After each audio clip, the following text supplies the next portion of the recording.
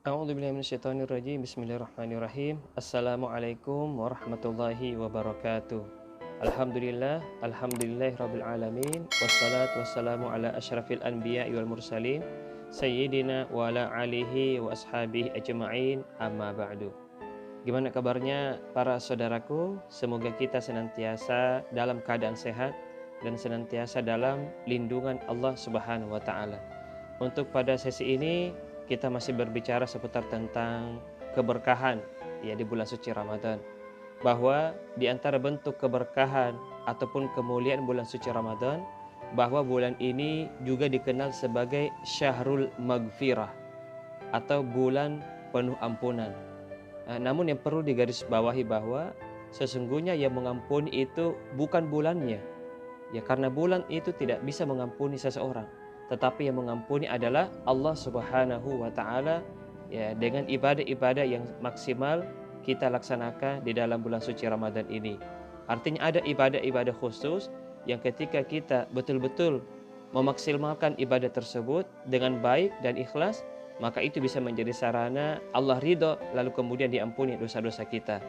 Ya, siapa di antara kita yang tidak pernah melakukan dosa? Saya kira kita semua pasti pernah melakukan dosa dan kesalahan. Oleh karenanya bulan Ramadan ini merupakan momentum yang tepat untuk kita bisa menghapus dari segala dosa dan kesalahan kita. Nah, amalan apa saja sebagai penghapus dosa di dalam bulan suci Ramadan? Yang pertama adalah berpuasa. Jadi di samping kita berpuasa, di samping itu merupakan kewajiban, kalau kita lakukan puasa itu dengan ikhlas, dengan sungguh-sungguh, maka itu bisa menjadi sarana sebagai penghapus dosa-dosa kita. Dalam sebuah hadis Nabi bersabda, "Man shoma Ramadhana imanan wa ihtisaban, ghufira lahu ma taqaddama min dzanbi." Siapa orang yang berpuasa di dalam bulan suci Ramadan ini dengan iman dan sungguh-sungguh mengharapkan ridhanya Allah, maka akan diampuni dosa-dosanya yang telah lalu. Yang pertama adalah puasa. Yang kedua yaitu dengan istiqomah melaksanakan salat sunat tarawih. Ya, jadi salat sunat tarawih yang setiap malam kita lakukan, yang jikalau kita lakukan itu dengan ikhlas dan sungguh-sungguh, maka itu juga bisa menjadi sarana dihapuskannya dosa-dosa kita. Dalam sebuah hadis, Nabi Shallallahu Alaihi Wasallam bersabda, "Man qoma Ramadhana imanan wa ihtisaban, ghufira lahu ma taqaddama min dzanbi." Siapa yang menghidupkan malam-malam di bulan suci Ramadan, tentunya dengan beribadah, dengan sholat, khususnya sholat sunnah tarwih, ya, dengan iman dan sungguh-sungguh mengharapkan ridhonya Allah, maka akan diampuni dosa-dosanya yang telah lalu. Jadi perlu bagi kita untuk betul-betul istiqomah melaksanakan salat sunat tarawih itu. Nah, kemudian apalagi? Yang ketiga adalah memperbanyak membaca istighfar.